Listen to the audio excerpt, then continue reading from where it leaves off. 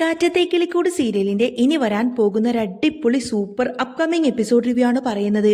അങ്ങനെ അന്ന് രാത്രി സുനന്ദ വീട് വിട്ടിറങ്ങി സുഭാഷേട്ടന്റെ വീട്ടിലേക്ക് വരുന്ന സമയത്തിന് സുഭാഷേട്ടൻ സുനന്ദയുടെ കഴുത്തിൽ താലി കെട്ടുകയാണ്. എന്നാൽ ആ ഒരു കാഴ്ച കണ്ടുകൊണ്ടായിരിക്കട്ടോ സുനന്ദയുടെ അച്ഛനും അമ്മയും വാതിൽ തുറന്നുകൊണ്ട് തന്നെ വീട്ടിലേക്ക് കയറി വരുന്നത്. വാടി ഇങ്ങോട്ടേക്ക് എന്നൊക്കെ പറഞ്ഞുകൊണ്ട് ആക്രോശിച്ചുകൊണ്ട് തന്നെ ലളിത അവളെ ബലമായി തന്നെ പിടിച്ചു വലിച്ചുവെങ്കിലും സുനന്ദ വഴങ്ങുന്നില്ല. ഞാൻ വരില്ല അമ്മേ, ഞാനിപ്പോ സുഭാഷേട്ടന്റെ ഭാര്യയാണ്, അദ്ദേഹം കെട്ടിയ താലിയാണ് ഈ കഴുത്തിൽ കിടക്കുന്നത് എന്ന് അവൾ ഉറപ്പിച്ചു പറഞ്ഞു. സുഭാഷേട്ട, എന്നെ വിട്ടുകൊടുക്കല്ലേ പ്ലീസ് എന്ന് പറഞ്ഞ് സുനന്ദ പൊട്ടിക്കരയാൻ തുടങ്ങി. അപ്പോഴേക്കും സുനന്ദയുടെ അച്ഛനങ്ങ് കലിപ്പ് കയറാണ്. എടാ, കല്യാണത്തലേന്ന് പെണ്ണിനെ കടത്തിക്കൊണ്ടുവന്നിട്ടാണോ താലി കെട്ടേണ്ടത്? അന്തസ്സില്ലാത്തവനെ, നിന്നെയൊക്കെ ഉണ്ടല്ലോ എന്നൊക്കെ പറഞ്ഞുകൊണ്ട് തന്നെ അയാൾ നേരെ സുഭാഷേട്ടന്റെ മുഖത്തിട്ട് ഒരൊറ്റ അന്നങ്ങ് പൊട്ടിക്കും. പെട്ടെന്ന് തന്നെ സുധീഷും ഹരീഷും വന്ന് അയാളെ അങ്ങ് തള്ളി മാറ്റാണ്. എന്താണോ നിങ്ങൾ വിചാരിച്ചത്? ഞങ്ങളുടെ ഏട്ടനെ തല്ലാൻ നിങ്ങൾക്ക് എന്ത് അധികാരമാണുള്ളത് എന്നൊക്കെ ചോദിച്ചു കൂടുതൽ നികേഷും സുധീഷും അയാളെ നേരിടുന്നുണ്ട്. അയ്യോ, എന്റെ ഭർത്താവിനെ എല്ലാവരും കൂടി തല്ലിക്കൊല്ലുന്നേ എന്നൊക്കെ പറഞ്ഞുകൊണ്ട് തന്നെ ഇത് ചോദിക്കാൻ ഇവിടെ ആരുമില്ലേ എന്നൊക്കെ ചോദിച്ചുകൊണ്ട് തന്നെ ലളിത നിലവിളിക്കാൻ തുടങ്ങി. ഉടനെ തന്നെ നിധി അങ്ങോട്ടേക്ക് വന്ന് എല്ലാവരെയും ഒന്ന് ശാന്തരാക്കുന്നുണ്ട്. അതെ, സുനന്ദയെ ആരും ഇങ്ങോട്ടേക്ക് തട്ടിക്കൊണ്ടുവന്നതൊന്നുമല്ല, അവൾ തന്നെ രാത്രി 12 മണിക്ക് ഇങ്ങോട്ടേക്ക് വന്നതാണ്. എന്തിനാ നിങ്ങൾ ഇങ്ങനെ നിലവിളിച്ചിട്ട് ആൾക്കാരെയൊക്കെ കൂടെ കൂട്ടുന്നത്? എന്ത് കാര്യമാണെങ്കിലും നമുക്ക് സമാധാനമായിട്ടിരുന്ന് സംസാരിക്കാലോ എന്ന് നിധി പറയുമ്പോൾ ലളിതയ്ക്ക് നല്ലോണങ്ങ് ദേഷ്യം വരുന്നുണ്ട്. എന്താടി നീ പറഞ്ഞത്? സംസാരിക്കാമെന്നോ? നാളെ അവളുടെ കല്യാണമാണ്, എന്നിട്ടിപ്പോ അതെല്ലാം മറന്നുകൊണ്ടതിന് ഇവന്റെ കൂടെ വന്ന് നിൽക്കുന്നത് കണ്ടില്ലേ? ഇവനാണെങ്കിൽ എന്റെ മോളുടെ കഴുത്തിൽ താലി കെട്ടിയിരിക്കുന്നു. ഇതൊക്കെ കണ്ടിട്ട് ഞാൻ എങ്ങനെ സമാധാനത്തോടെ വന്നിരുത്തിട്ട് സംസാരിക്കാനാടി? നിങ്ങളെയൊക്കെ ഞാൻ കൊല്ലുമെന്നൊക്കെ പറഞ്ഞ് ലളിത ആക്രോശിച്ചു. അമ്മേ, ഞാൻ എൻ്റെ സ്വന്തം ഇഷ്ടപ്രകാരമാണ് ഇങ്ങോട്ടേക്ക് ഇറങ്ങി വന്നത്, ഇതാരും എന്നെ തട്ടിക്കൊണ്ടുവന്നതൊന്നുമല്ല എന്ന് സുനന്ദ പറയുമ്പോൾ നീ എന്താടി തമാശ കളിക്കുവാണോ? നേരം വെളുത്ത നിന്റെ കല്യാണാണ്, ആ നേരത്ത് നീ ഇവിടെ വന്ന് നിൽക്കുന്നു. ഇവൻ കെട്ടിയ താലിയങ്ങ് പൊട്ടിച്ച് വലിച്ചെറിഞ്ഞുകൊണ്ട് നീ ഇപ്പൊ തന്നെ എന്റെ കൂടെ വരാൻ നോക്കി എന്നൊക്കെ പറയും. ലളിതയും ഭർത്താവും അവരോടിങ്ങനെ ദേഷ്യപ്പെടുന്നുണ്ട്. സുഭാഷേട്ടനുമായിട്ട് ഇന്ന് ഈ നിമിഷം എന്റെ കല്യാണം കഴിഞ്ഞു വച്ചാ ഇനി നിങ്ങൾ രണ്ടുപേരും ഞങ്ങളെ അനുഗ്രഹിക്കണം. താലി പൊട്ടിച്ചെറിഞ്ഞ് നിങ്ങളുടെ കൂടെ എന്നെ കൊണ്ടൊരിക്കലും ഇനി വരാൻ പറ്റില്ല. നിങ്ങൾ നിശ്ചയിച്ച കല്യാണം വേണ്ട എന്ന് ഞാൻ എത്രയോ തവണ നിങ്ങളോട് പറഞ്ഞു കഴിഞ്ഞു. എന്നാ നിങ്ങൾ അതൊന്നും തന്നെ കേട്ടതേയില്ല. എനിക്ക് സുഭാഷേട്ടനെ ഇല്ലാതെ ജീവിക്കാൻ പറ്റില്ല അച്ഛാ, ഞാൻ എങ്ങോട്ടേക്കും വരില്ല എന്നൊക്കെ പറയും. എനിക്ക് എൻ്റെ സുഭാഷേട്ടനെ തന്നെയാണ് വേണ്ടത്, അദ്ദേഹം ഇപ്പോൾ എൻ്റെ ഭർത്താവാണെന്ന് സുനന്ദ മറുപടി കൊടുത്തു. അത് കേട്ടപ്പോൾ സുഭാഷേട്ടന്റെ അച്ഛൻ ഭാസ്കരനാണെങ്കിൽ കൈയടിച്ചങ്ങ് ചിരിക്കാണ്. ഇതൊക്കെ കാണുമ്പോൾ എൻ്റെ മനസ്സിന് എന്തൊരു കുളിർമയുണ്ടെന്നറിയോ? ഭാസ്കരൻ ഇങ്ങനെ സന്തോഷിച്ച് കൈയും കൊട്ടി ചിരിക്കുന്നത് കാണുന്ന സമയത്ത് തന്നെ സുനന്ദയുടെ അച്ഛനങ്ങ് ദേഷ്യം വരും. എടാ, ഇതൊക്കെ നിന്റെ പ്ലാൻ ആയിരുന്നില്ലേ? രാത്രി അവളോട് അവിടെ നിന്നും ഇറങ്ങി വരാൻ പറഞ്ഞത് നിന്റെ ബുദ്ധിയായിരുന്നില്ലേ എന്നൊക്കെ പറഞ്ഞിട്ട് അയാളങ്ങ് ദേഷ്യപ്പെടാണ്. എന്താടാ, എന്റെ കുടുംബം മോശപ്പെട്ടതാണെന്നും യോഗ്യതയില്ലാത്തതുമാണല്ലോ നീ പറഞ്ഞത്, എന്നിട്ടിപ്പോ എന്തായി? നിന്റെ മോള് എന്റെ മോനെയല്ലേ കല്യാണം കഴിച്ചത്? നാളെ നീ തീരുമാനിച്ചു വെച്ച കല്യാണം ഒരിക്കലും നടക്കില്ല. എന്റെ മക്കൾക്ക് ഒരിക്കലും കല്യാണം നടക്കില്ല എന്നല്ലേ ഇവള് പറഞ്ഞത്? അപ്പോ എന്റെ മക്കൾക്ക് എന്തൊക്കെ വേദന ഉണ്ടായിട്ടുണ്ടെന്ന് നിനക്കറിയാമോ? ആ വേദന ഇപ്പോ നിങ്ങൾക്കും വന്നില്ലേ എന്ന് പറഞ്ഞ് ഭാസ്കരൻ ചോദിക്കും. ഇവരോട് സംസാരിച്ച് നിന്നിട്ട് യാതൊരുവിധ പ്രയോജനവുമില്ല ഏട്ടാ. അവൾക്ക് 4 അടി കൊടുത്തിട്ട് പിടിച്ചോണ്ട് വരുന്നുണ്ടോ എന്നൊക്കെ ചോദിക്കാണ് ലളിത. ആഹാ, അങ്ങനെയാണോ? എന്നാ പിന്നെ എനിക്കതൊന്ന് കാണണമല്ലോടി എന്നൊക്കെ പറഞ്ഞു ഭാസ്കരൻ ലളിതയെ അങ്ങ് വെല്ലുവിളിച്ചു. അന്നേരം സുനന്ദയുടെ അച്ഛൻ അവളെ തല്ലാനായിട്ട് അങ്ങ് ചെല്ലാണ്. സുദേശ് മുന്നിലേക്ക് വന്ന് നിന്നുകൊണ്ട് തന്നെ അയാളങ്ങ് തടഞ്ഞു. അവളിപ്പോ എന്റെ ഏട്ടത്തിയമ്മയാണ്, എന്റെ ഏട്ടന്റെ ഭാര്യ. ഏട്ടത്തിയമ്മയുടെ മേൽ നിങ്ങൾ എങ്ങാനും കൈവെക്കാൻ നോക്കിയാൽ ഞാൻ അത് സമ്മതിക്കില്ല എന്ന് പറയും. വയസ്സിന് മൂത്ത ഒരാളാണെന്നും ഞാൻ നോക്കില്ല. ഞാൻ എന്താ ചെയ്യാൻ പോകുന്നത് എനിക്ക് പോലും അറിയില്ല എന്നൊക്കെ പറഞ്ഞുകൊണ്ട് തന്നെ സുധീഷ് അങ്ങ് വിലങ്ങി നിൽക്കും. എല്ലാവരും ഒന്ന് നിർത്തുന്നുണ്ടോ? സുനന്ദക്ക് നിങ്ങൾ ഫിക്സ് ചെയ്ത കല്യാണം ഇഷ്ടമല്ല, അതുകൊണ്ടാ അവൾ ഇങ്ങോട്ടേക്ക് ഇറങ്ങി വന്നത്. ദയവ് ചെയ്ത് എല്ലാവരും കൂടി സംസാരിച്ചിട്ട് നല്ലൊരു തീരുമാനമെടുക്കുക എന്ന് പറയാണ് നിധി. ഈ വീട്ടിൽ വന്നിരുന്നിട്ട് ഇനി എന്ത് സംസാരിക്കാനാ? ഏതായാലും ഈ ഒരു കല്യാണം ഞങ്ങൾ ഒരിക്കലും അംഗീകരിക്കില്ല എന്ന് പറയാണ് സുനന്ദയുടെ അച്ഛൻ. നിങ്ങൾ എന്നെ കൊന്നാലും പ്രശ്നമില്ല അച്ഛാ, ഞാൻ സുഭാഷേട്ടന്റെ ഭാര്യയായിട്ടങ്ങ് മരിച്ചോളാം എന്ന് പറയാണ് സുനന്ദ. എന്നാലും വേറെ കല്യാണം ഞാൻ ഇനി ഒരിക്കലും കഴിക്കില്ല. എന്നെ എവിടെ നിന്ന് കൂട്ടിക്കൊണ്ടുപോവാമെന്ന് നിങ്ങൾ ആരും വിചാരിക്കണ്ട. ഇതെന്റെ ഭർത്താവിന്റെ വീടാണിപ്പോ. എന്റെ ഭർത്താവിനെ വിട്ടിട്ട് എന്റെ ഭർത്താവിന്റെ വീട്ടുകാരെയും വിട്ടിട്ട് ഞാൻ എങ്ങോട്ടേക്കും വരില്ല എന്ന് സുനന്ദ അങ്ങ് തറപ്പിച്ചു പറഞ്ഞു. ഡി, നിന്നോട് ഇത്ര നേരം മര്യാദയോടെ സംസാരിച്ചു, അത് മാത്രമാടി ഞങ്ങൾ ചെയ്ത തെറ്റ്, വാടി ഇവിടെ എന്നൊക്കെ പറഞ്ഞ് ലളിത അവളെ അങ്ങ് അടിച്ചിറക്കി. സുഭാഷ് ഇടപെട്ട് സുനന്ദയെ ലളിതയിൽ നിന്നും മാറ്റി. എന്താടാ, താലി കെട്ടിയപ്പോഴേക്കും നീ എന്റെ മോളുടെ ഭർത്താവ് ചമയാണോ?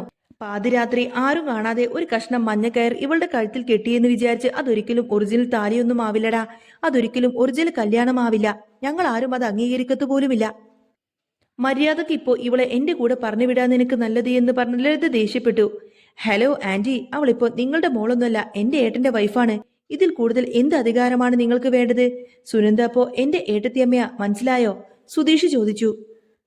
അന്നേരം ലളിതക്ക് അങ്ങ് ദേഷ്യം വരാണ്. നിങ്ങൾ ഉടനെ തന്നെ പോലീസ് സ്റ്റേഷനിലേക്കൊന്ന് ഫോൺ ചെയ്യേട്ടാ. എന്റെ മോളെ തട്ടിക്കൊണ്ടുവന്ന് ഇവർ കല്യാണം നടത്തിയിരിക്കണ, ഇനി ഇവരുടെ മേൽ കംപ്ലൈന്റ് കൊടുക്കാമെന്ന് പറയും. എല്ലാത്തിനെയും അങ്ങ് അകത്തിടണമെന്ന് ലളിത പറയുന്ന സമയത്തിന് പിന്നെ പോലീസിന് വേറെ പണിയില്ലല്ലോ. ദാ ഇതൊക്കെ നിങ്ങൾ മറന്നുപോയോ എന്ന് നികേഷ് ചോദിച്ചു. എന്നെ വിശ്വസിക്കുമോളെ, നീ എന്റെ കൂടെ ഇങ്ങോട്ട് ഇറങ്ങി വാ. ഇപ്പൊ നീ എടുത്തിരിക്കുന്ന ഈ ഒരു തീരുമാനം അതൊരു നല്ല തീരുമാനമല്ല. നിന്റെ ജീവിതത്തിന് ഏതാ നല്ലതെന്ന് ഞങ്ങൾക്കല്ലേ അറിയാവുള്ളൂ. ദയവ് ചെയ്ത് നീ ഞങ്ങളുടെ കൂടെ ഇറങ്ങി വാ മോളെ എന്നൊക്കെ പറഞ്ഞുകൊണ്ട് തന്നെ അച്ഛൻ അങ്ങ് പൊട്ടിക്കരയും. അന്നേരം സുനന്ദ പറയുന്നുണ്ട്, ഇല്ല അച്ഛാ, അച്ഛൻ എന്നോട് ക്ഷമിക്കണം. എനിക്ക് നിങ്ങളുടെ കൂടെ ഒരിക്കലും വരാൻ പറ്റില്ല. എന്നോട് ഇനി വരാൻ വേണ്ടിയിട്ട് നിങ്ങൾ വിളിക്കുകയും വേണ്ട എന്ന് സുനന്ദ പറയാണ്. ഇവറ്റകളെന്നും ഒരിക്കലും വിശ്വസിക്കരുത് മോളെ. എന്തൊക്കെയോ പറഞ്ഞ് മോളുടെ മനസ്സിവര് മാറ്റി വെച്ചിരിക്കുകയാണ്. ഈ കുടുംബം ഒരിക്കലും നന്നാവാത്ത കുടുംബമാണ്. ഇവരെ വിശ്വസിച്ച് നിന്റെ ജീവിതം നീ കളഞ്ഞേക്കരുത്. ഞങ്ങൾ കണ്ടെത്തിയ ചെറുക്കൻ നിനക്ക് നന്നായിട്ട് ചേരും. അവൻ നിന്നെ നന്നായിട്ട് നോക്കും. ഇന്ന് നീ കരഞ്ഞാലും നാളെ നീ സന്തോഷമായിരിക്കും. അച്ഛനും അമ്മയും നിനക്ക് നല്ലതല്ലേ ചെയ്യാവുന്നു, നിനക്കറിയാവുന്നതല്ലേ. അപ്പോ നിനക്ക് മനസ്സിലായിക്കോളും. അച്ഛൻ പറയുന്നത് നീ അനുസരിക്കുമോളെ എന്നൊക്കെ പറയും. നീ എന്റെ കൂടെ വാ എന്നൊക്കെ പറഞ്ഞങ്ങനെ അച്ഛൻ കരഞ്ഞുകൊണ്ട് സംസാരിക്കാണ്. ഈ കല്യാണം മുടങ്ങിക്കഴിഞ്ഞാൽ നിന്റെ അച്ഛന്റെ ജോലി പോവും. അച്ഛൻ ഇനി ഈ വീട്ടിൽ തന്നെ കാലാകാലം ഇരിക്കേണ്ടി വരും. നമ്മുടെ കുടുംബം അങ്ങ് തകർന്നു പോകും മോളെ. ഇതൊക്കെ നിനക്ക് കാണണോ? നീ ആ കല്യാണത്തിന് സമ്മതിച്ചേ പറ്റൂ എന്നൊക്കെ പറയും. ആ സമയത്ത് തന്നെ സുനന്ദ പറയുന്നുണ്ട്, അമ്മേ, ഞാൻ ആ ചെക്കന്റെ വീട്ടുകാരോട് സംസാരിച്ചോളാം. എനിക്ക് സുഭാഷ് ഏട്ടനെ ഇഷ്ടമാണ്. ഞാൻ അവരെ കൺവിൻസ് ചെയ്തോളാം. കാര്യങ്ങളൊക്കെ ഞാൻ അവരോട് പറഞ്ഞ് മനസ്സിലാക്കിക്കോളാം എന്നിങ്ങനെ സുനന്ദ പറയുന്ന സമയത്തിന് അച്ഛനങ്ങ് ദേഷ്യം വന്നിട്ട് സുനന്ദയുടെ മുഖത്തൊരൊറ്റൊന്നങ്ങ് ആഞ്ഞൊരൊറ്റൊന്നങ്ങ് പൊട്ടിക്കാണ്. എന്നിട്ട് ദേഷ്യപ്പെട്ട് ചോദിക്കുന്നുണ്ട്, നീ എന്ത് അവരോട് പറയുമെന്നാണ് ഈ പറയുന്നത്? അടിച്ചാലേ നിനക്ക് മനസ്സിലാവുന്നുള്ളോ? വാരി ഇവിടെ എന്നൊക്കെ പറഞ്ഞ് സുനന്ദ ഇങ്ങനെ വലിച്ചഴിച്ച് കൊണ്ടുപോവാണ്. എന്റെ മോളെ രാത്രിയിൽ കടത്തിക്കൊണ്ടുവന്നതിന് ഞാൻ ഇവരുടെ എല്ലാവരുടെ പേരിലും കംപ്ലൈന്റ് കൊടുക്കാൻ പോവാണ് എന്നൊക്കെ പറയും. അങ്ങനെ ഞാൻ കമ്മീഷൻ ഓഫീസറിലേക്ക് പോയിട്ട് കംപ്ലൈന്റ് കൊടുക്കുമെന്നൊക്കെ പറയാട്ടോ അയാള്. ഹാ, നിങ്ങൾ എവിടെ വേണമെങ്കിലും പോയിട്ട് കംപ്ലൈന്റ് കൊടുക്ക്. പോലീസ് വരട്ടെ. അവരോട് സുനന്ദ തന്നെ സുഭാഷ് ഏട്ടനെയാണ് ഇഷ്ടമെന്ന് പറഞ്ഞാൽ പിന്നെ നിങ്ങൾക്കെതിരായിരിക്കും കേസ് വരാൻ പോകുന്നത്. ഒരു പെണ്ണിന്റെ സമ്മതമില്ലാതെ ഇഷ്ടമില്ലാത്ത കല്യാണം നടത്താൻ ശ്രമിച്ചതിന് നിങ്ങൾ തന്നെയാണ് ജയിലിലാവാൻ പോകുന്നത് എന്ന് സുധീഷ് പറഞ്ഞു. സുധീഷിന്റെ വാക്ക് കേട്ട് സുനന്ദയുടെ അച്ഛനും അമ്മയും ഒന്ന് പതറുന്നുണ്ട്. സുധീഷ് പറഞ്ഞത് തന്നെയാണ് ശരി. പോലീസ് എങ്ങാനും ഇങ്ങോട്ടേക്ക് വന്നു കഴിഞ്ഞാൽ പിന്നെ നിങ്ങൾക്ക് തന്നെയായിരിക്കും പ്രശ്നമുണ്ടാവാൻ പോകുന്നത് എന്ന് നിധിയും അവരെ ഓർമ്മിപ്പിച്ചു. അതെ അതെ, നീ പോലീസ് സ്റ്റേഷനിലേക്ക് ഓടിപ്പോയിട്ട് കല്യാണം കഴിച്ചവളല്ലേ. നിനക്ക് ഇതിനെ പറ്റിയിട്ട് നന്നായിട്ട് അറിയുണ്ടാവാതിരിക്കുവോ? എല്ലാം നീ പറഞ്ഞു കൊടുത്ത ഐഡിയ ആണല്ലേടി എന്നൊക്കെ ചോദിച്ച് ലളിത ദേഷ്യപ്പെടും. ദേ അമ്മായി, നിങ്ങൾ വെറുതെ നിധിയുടെ മേളിൽ ചാടിക്കയറാനൊന്നും വരണ്ട. നിങ്ങളുടെ മോൾ ഏതായാലും ഇവിടെ നിന്നും വരില്ല എന്ന് പറഞ്ഞില്ലേ. ഇതിൽ കൂടുതൽ നിങ്ങൾക്കിനി എന്ത് ചെയ്യാൻ പറ്റുമെന്ന് സുധീഷ് ചോദിച്ചു. നിങ്ങൾ ഇനി പോലീസിന്റെ അടുത്തേക്ക് പോയാലും അവരുടെ അടുത്ത് ഞാൻ ഇത് തന്നെ പറയും. എനിക്ക് എന്റെ സുഭാഷ് ഏട്ടനെ തന്നെയാണ് ഇഷ്ടമെന്ന്. സുഭാഷ് ഏട്ടനാണ് എന്റെ ഭർത്താവ് എന്ന് ഞാൻ അവരോടും പറയും അമ്മേ. അതുകൊണ്ട് നിങ്ങൾ വെറുതെ ഇത് പോലീസ് കേസാക്കാനൊന്നും നിൽക്കണ്ട. എന്നെ ഇനിയെങ്കിലും സുഭാഷ് ഏട്ടന്റെ കൂടെ ജീവിക്കാൻ അനുവദിക്കണമെന്നിങ്ങനെ കെഞ്ചിക്കൊണ്ട് പറയാണ് സുനന്ദ. അത് കേട്ട ഉടനെ തന്നെ ലളിത ആ വീടിന്റെ ഉമ്മർത്ത് നിന്നങ്ങ് ചത്ത് കളയുമെന്നൊക്കെ പറഞ്ഞ് അവളെ ഭീഷണിപ്പെടുത്തി. അമ്മേ, നിങ്ങൾ ഒരു പ്രാവശ്യം ഇതും പറഞ്ഞാണ് എന്നെ ഒരിക്കൽ ഇതിൽ നിന്നും തിരിച്ചു കൊണ്ടുപോയത്. എന്നാ ഇത്തവണ അതൊരിക്കലും നടക്കില്ല. നിങ്ങൾ ഇനി എന്ത് വേണമെങ്കിലും ചെയ്തോ. അതൊന്നും ചെയ്തിട്ട് എന്റെ മനസ്സ് മാറ്റാൻ അമ്മയ്ക്ക് പറ്റില്ല എന്നൊക്കെ പറയാണ് സുനന്ദ. മോളെ, അമ്മ പറയുന്നത് നീ ഒന്ന് മനസ്സിലാക്ക്. എന്റെ കൂടെ വാ എന്ന് പറയുന്ന സമയത്തും പറ്റില്ല എന്ന് തന്നെയായിരിക്കും സുനന്ദ പറയുന്നത്. അമ്മേ, ഇത് വെറും ഒരു മഞ്ഞക്കയറല്ല. സുഭാഷ് ഏട്ടൻ ഈശ്വരനെ സാക്ഷിയാക്കി എന്റെ കഴുത്തിൽ കെട്ടിയ താലിയാണിത്. ഇതുള്ളിടത്തോളം കാലം ഞാൻ ഇവിടെ നിന്നും എങ്ങോട്ടേക്കും വരില്ല അമ്മേ എന്ന് സുനന്ദയുടെ മറുപടി കേട്ട് ലളിത ആകെ തകർന്നു പോവാണ്.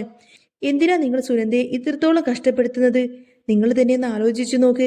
രാത്രി നടന്ന കല്യാണമായാലും അത് കല്യാണമല്ലാതായിരിക്കോ? സുഭാഷ് ഏട്ടൻ നിങ്ങൾക്ക് അറിയാത്ത ആളൊന്നുമല്ലല്ലോ. സ്വന്തം ആങ്ങളുടെ മോന് തന്നെയല്ലേ. അപ്പോ സുഭാഷ് ഏട്ടനെ മരുമകനായി അംഗീകരിക്കാൻ നിങ്ങൾക്ക് എന്താ ഇത്ര പ്രശ്നമെന്ന് ചോദിക്കാണ് നിധി. ഇല്ലടി, ഒരിക്കലുമില്ല. ഇനിയിപ്പൊ ചാവേണ്ടി വന്നാലും ശരി, ഇവനെ മരുമകനായിട്ട് അംഗീകരിക്കാൻ എനിക്ക് പറ്റത്തില്ല. നിങ്ങൾ ആരും തന്നെ എന്റെ സ്വന്തക്കാരല്ല. ഇനി സുനന്ദ ഞങ്ങളുടെ കൂടെ വരുന്നില്ല, ഇവിടെ തന്നെ നിൽക്കുകയാണെങ്കിൽ സുനന്ദ എന്ന് പറഞ്ഞ മകൾ, ഇങ്ങനൊരു മകൾ ഞങ്ങൾക്കില്ല എന്ന് തന്നെ ഞങ്ങളങ്ങ് വിചാരിച്ചോളാം. അവൾ ഇന്നത്തോടെ മരിച്ചു കഴിഞ്ഞു. ഞങ്ങളുടെ മകൾ സുനന്ദ മരിച്ചു കഴിഞ്ഞു. എടി, നീ ഇനി ഇവരുമായിട്ട് ഒരിക്കലും സന്തോഷമായിട്ട് ജീവിക്കില്ലടി. ഈ കുടുംബം ഒരിക്കലും ഗതി പിടിക്കാനും പോകുന്നില്ല. ഇതെന്റെ ശാപമാണ്. ഈ കുടുംബത്തിന്റെ മേൽ എന്നും എന്റെ ഈ ശാപം ഉണ്ടാവും. ഞങ്ങളുടെ രണ്ടുപേരുടെ ശാപം ഈ കുടുംബത്തിന് എന്നും ഉണ്ടാവുമെന്നൊക്കെ മറുപടി കൊടുത്തുകൊണ്ട് തന്നെ ലളിത തന്റെ ഭർത്താവിനെയും വിളിച്ചുകൊണ്ട് കരഞ്ഞുകൊണ്ട് അവിടെ നിന്നങ്ങ് പോവാണ്. അങ്ങനെ ലളിതയും ഭർത്താവും പടിയിറങ്ങിപ്പോയ ആ നിമിഷം വീട്ടുമുറ്റത്ത് വല്ലാത്തൊരു നിശബ്ദത തളം കെട്ടി. ആ ശാപവാക്കുകൾ അന്തരീക്ഷത്തിൽ അലയടിക്കുന്നുണ്ടായിരുന്നു. സുനന്ദ തളർന്ന് മുറ്റത്ത് തിണ്ണയിലിരുന്നു പോയി. സുഭാഷ് പതുക്കെ അവളുടെ അരികിൽ വന്നിരുന്ന് ആ ഒരു കൈകൾ ഇങ്ങനെ ചേർത്ത് പിടിച്ചു. പേടിക്കേണ്ട സുനന്ദയെ, അവർക്കിപ്പോഴത്തെ ആ ഒരു ദേഷ്യത്തിലൊക്കെ പറഞ്ഞതാണ് എല്ലാം ശരിയായിക്കോളും എന്ന് പറഞ്ഞ് സുഭാഷ് അവളെ ആശ്വസിപ്പിച്ചു. പക്ഷേ കഥ അവിടെയൊന്നും അവസാനിച്ചില്ല. ലളിതയും ഭർത്താവും നേരെ പോയത് അവർ സുനന്ദക്കായി കണ്ടെത്തിയ ആ ഒരു സമ്പന്നനായ ചെറുക്കന്റെ വീട്ടിലേക്കാണ്. ഈ നാണക്കേട് എങ്ങനെ മറക്കുമെന്ന് അവർ ഭയന്നു. എന്നാൽ അവിടെ ചെന്നപ്പോൾ കണ്ടത് മറ്റൊരു കാഴ്ചയായിരുന്നു. ആ ചെറുക്കനും വീട്ടുകാരും സുനന്ദ ഒളിച്ചോടിയ വിവരം അറിഞ്ഞു കഴിഞ്ഞിരുന്നു. നാട്ടുകാരുടെ പരിഹാസവും ആക്ഷേപവും സഹിക്കാനാവാതെ ലളിതയുടെ ഭർത്താവ് ആ രാത്രി തന്നെ വീട് വിട്ടിറങ്ങാൻ തീരുമാനിച്ചു. പിറ്റേന്ന് രാവിലെ സുഭാഷേട്ടന്റെ വീട്ടിൽ കാര്യങ്ങളൊക്കെ കുറച്ചുകൂടെ ഗൗരവമായി. നാട്ടുകാർ പലരും സുഭാഷേട്ടനെയും കുടുംബത്തെയും കുറ്റപ്പെടുത്താൻ തുടങ്ങി. ഒരു പെണ്ണിനെ രാത്രി കടത്തിക്കൊണ്ടുവന്ന് അവളെ താലി കെട്ടിയ കാര്യം ശരിയാണോ എന്ന ചോദ്യം പലയിടത്തു നിന്നും ഉയർന്നു. ഈ സമയം നിധി വലിയൊരു തീരുമാനമെടുത്തു. സുനന്ദയും സുഭാഷേട്ടനെയും കൂടി ലളിതയുടെ വീട്ടിലേക്ക് കൊണ്ടുപോവാൻ തന്നെ അവൾ നിർബന്ധിച്ചു. ശാപം വാങ്ങിച്ചില്ല, അവരുടെ അനുഗ്രഹത്തോടെ വേണം നിങ്ങൾ ജീവിക്കാനെന്ന് പറയാണ് നിധി. അവർ ലളിതയുടെ വീട്ടിലേക്ക് എത്തിയപ്പോൾ വീട് പൂട്ടിക്കിടക്കുകയായിരുന്നു. ലളിതയുടെ ഭർത്താവ്, അതായത് സുനന്ദയുടെ അച്ഛൻ, ആത്മഹത്യക്ക് ശ്രമിച്ചു എന്ന വാർത്തയാണ് പിന്നീട് കേട്ടത്. അതറിഞ്ഞ് ആശുപത്രിയിലേക്ക് ഓടിയെത്തിയ സുനന്ദയെ കണ്ടപ്പോൾ ലളിത ആദ്യം ആക്രോശിച്ചുവെങ്കിലും സുഭാഷ് തന്റെ സമ്പാദ്യമെല്ലാം എടുത്ത് ചികിത്സക്കായി ചിലവാക്കുന്നത് കണ്ടപ്പോൾ അവരുടെ ഉള്ളൊന്ന് പിടഞ്ഞു. സുഭാഷ് കാണിച്ച ആ വലിയ മനസ്സിനു മുന്നിൽ ലളിതയുടെ ഭർത്താവിന്റെയും ദേഷ്യം അങ്ങ് അലിഞ്ഞില്ലാതായി. ഒടുവിൽ ആശുപത്രിയിൽ നിന്ന് മടങ്ങിയെത്തിയ അച്ഛൻ സുനന്ദയുടെ കൈ സുഭാഷിന്റെ കയ്യിൽ അങ്ങ് വെച്ചുകൊടുത്തു. ഞാൻ കണ്ട സമ്പത്തിനൊന്നുമില്ലാത്ത ഗുണം എന്റെ മോൻ കാണിച്ചു തന്നു എന്നൊക്കെ പറഞ്ഞ് ഇനി നിങ്ങൾ സന്തോഷമായിട്ട് ജീവിക്കുക എന്ന് പറഞ്ഞ് അദ്ദേഹം അവരെ അനുഗ്രഹിച്ചു. ആ ശാപം പിന്നെ അനുഗ്രഹമായി മാറി. സുഭാഷേട്ടന്റെ വീട്ടിൽ സുനന്ദ ഒരു മരുമകളായിട്ടല്ല, ആ വീട്ടിലെ ഐശ്വര്യമായി തന്നെ കയറി ചെന്നു. നിധിയും സുധീഷും അവർക്ക് താങ്ങായി തന്നെ കൂടെ ഉണ്ടായിരുന്നു. അങ്ങനെ കാറ്റത്തെ കിളിക്കൂടിൽ ഇനി വരാൻ പോകുന്ന നല്ല സൂപ്പർ അടിപൊളി ത്രില്ലിംഗ് എപ്പിസോഡുകളൊക്കെ തന്നെയാണ്. നിങ്ങൾക്ക് ഈ ഒരു ചാനൽ ഇഷ്ടമാവുകയാണെങ്കിൽ സബ്സ്ക്രൈബ് ചെയ്യാനും സപ്പോർട്ട് ചെയ്യാനും മറക്കല്ലേ കേട്ടോ. നെക്സ്റ്റ് വീഡിയോ ആയിട്ട് വരാം. ബൈ.